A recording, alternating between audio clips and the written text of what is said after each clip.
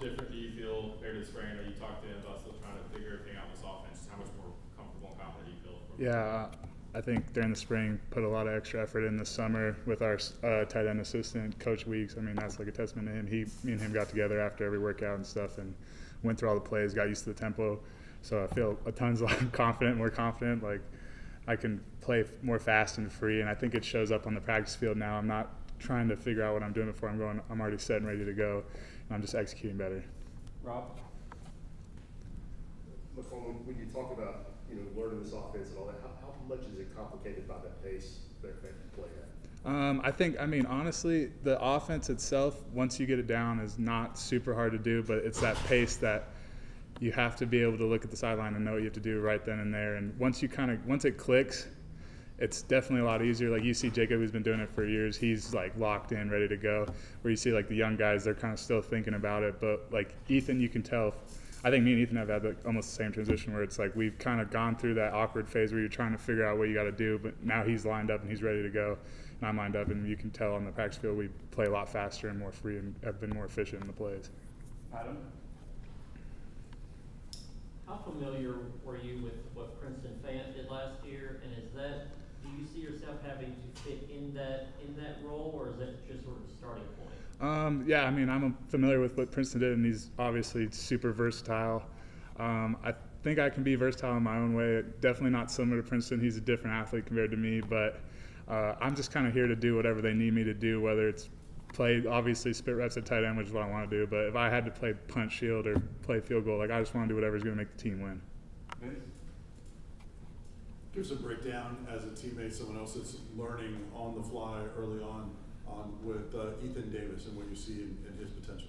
Yeah, obviously he's a dude who hasn't played a whole lot of tight end, hand in the dirt, so the blocking concepts and stuff has been his struggle to learn, but he's been putting in the extra work, and you can tell he's gotten a lot better, and he's way more willing to ask questions. Since when he first got here, you always are timid when you come in as a freshman, and now it's like he's ready to ask questions. He's always asking me and Jacob what to do, and now he kind of understands it, and he's kind of bringing Emmanuel along a little bit with him too. Reese in the back. Coach England always says that Jacob Warren is kind of like a second coach to the tight ends room. How much have you seen him kind of embrace coaching you guys as well? Oh yeah, Jacob is he's so dialed in. It's after every rack you'll see Jacob. If he's not in, he's running up and he's like, "What'd you see here? What'd you do here?"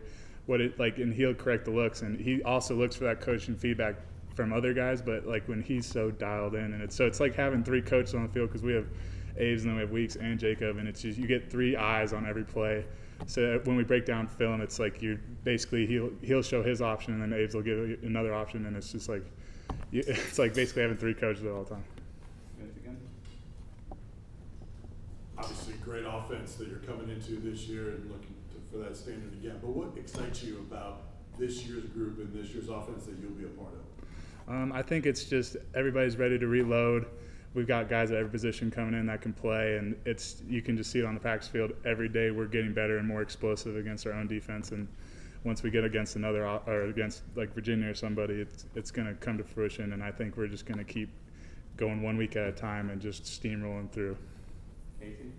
What's it like to come into a program as a new guy, but on the flip side, be a guy that the younger players are still looking at as a veteran in terms of your experience? Obviously in the spring I was trying to learn, and Ethan's asking me questions, and I go, oh man, I don't know. And then now that I'm more situated, I definitely try to bring him along. Obviously I'm still learning a lot of the offense, so I have to kind of ease off on the coaching aspect, but I try to bring him along on the basic stuff that he can work on, just like footwork and stuff that I've been doing for 6 years now. So it's like I can always help him on the basics, and then the big picture, it's always nice. I can always have Jacob come over and teach him up. McCallan, I guess how excited are you to get into Neyland Stadium tomorrow and scrimmage and just for the tight end room, what do you think objective number one is tomorrow in terms of accomplishing? Yeah, obviously I'm super excited to go and play at Neyland every time. Biggest stadium I've ever played in my life.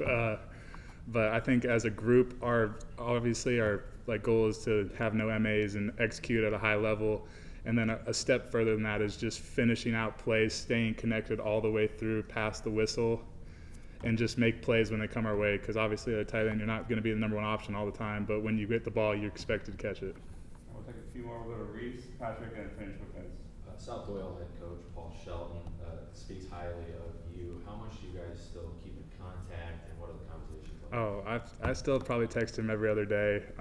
He was basically like a secondary dad out here for me when I first got here, and you know he's seen me completely develop when I first started playing for him at Davis to now is night and day difference, and I like atone a lot of my attitude to him, and he's like a great dude, good transition guy, and he's always asking me about questions of offense though, and I can't tell him anything. Which Patrick?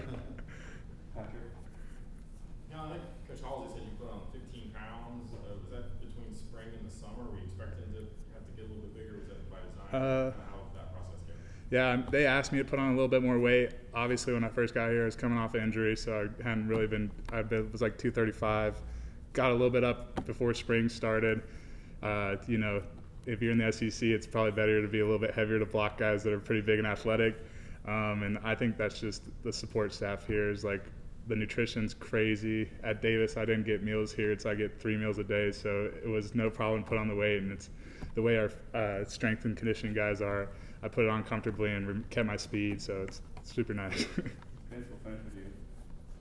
I realize when you guys scrimmage, you'll learn more, but are there any defensive players that you've gone up against in team setting that maybe have impressed you or stood out so far? Oh man, I gotta shout out Aaron Carter, man. That dude fills holes fast, and he is gonna lace you in the hole.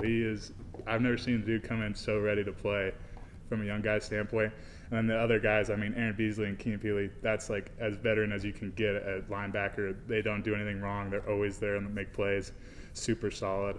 And then Tank, man, Jalen McCullough, he's just like, he is so solid. Special teams and everything he does, super sound technique, and he's always like high energy, ready to coach everybody up. Thanks, Colin.